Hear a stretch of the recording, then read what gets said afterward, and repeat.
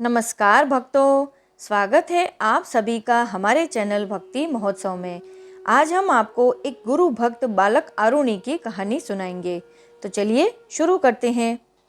महर्षि आयुर्धौम्य के 3 शिष्य बहुत प्रसिद्ध हैं, आरुणि, उपमन्यु और वेद।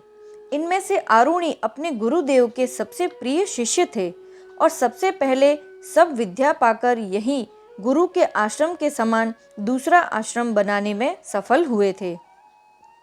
आरुणि को गुरु की कृपा से सब वेद, शास्त्र, पुराण आदि बिना पढ़े ही आ गए थे।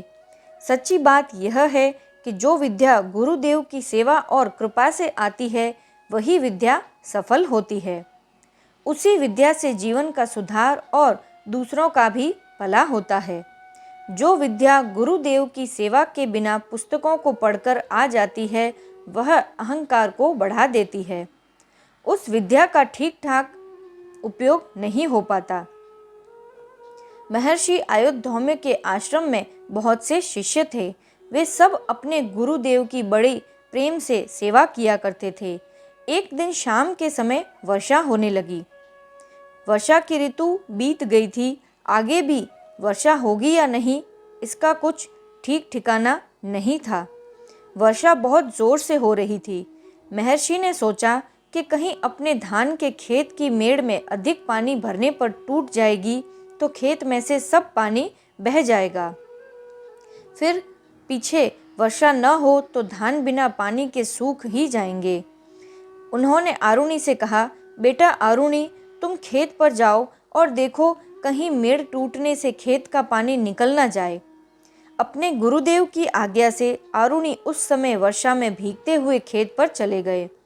वहां जाकर उन्होंने देखा कि धान के खेत की मेड़ एक स्थान पर टूट गई है और वहां से बड़े जोर से पानी बाहर जा रहा है। आरुणि ने वहां मिट्टी रखकर मेड़ बांध देना चाहा। पानी वेग से निकल रहा था और वर्षा से मिट्टी गीली हो गई थी। इसलिए आरुणि जितनी मिट्टी मेड़ बांधने को रखते थे, उसे पानी बहा ले जाता था। बहुत देर तक परिश्रम करके भी जब आरुणि मेड़ न बांध सके तो वे उस टूटी मेड़ के पास स्वयं लेट गए। उनके शरीर से पानी का बहाव रुक गया। रात भर आरुणि पानी भरे खेत में मेड़ से सटे सोए पड़े रहे। सर्दी से उनका सारा शरीर अकड़ गया, लेकिन गुरुदेव के खेत का पानी बहने न पावे, इस विचार से वे न तो तनिक भी हिले और न उन्होंने करवट बदली। शरीर में भयंकर पीड़ा होते रहने पर भी वे चुपचाप पड़े रहे। सवेरा होने पर संध्या और हवन करके सब विद्यार्थी गुरुदेव को प्रणाम करते थे। महर्षि आयुर्धौम्य ने देखा कि आज सवेरे आरुणि प्रणाम करने नहीं आया।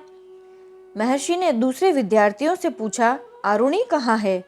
विद्यार्थियों ने कहा, कल शाम को आपने आरुणि को खेत की मेड़ बांधने को भेजा था, तब से वह लौटकर नहीं आया है।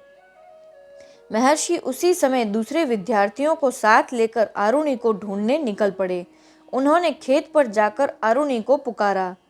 आरुणि से ठंड के मारे बोला तक नहीं जाता था। उन्होंने किसी प्रकार अपने गुरुदेव की पुकार का उत्तर दिया।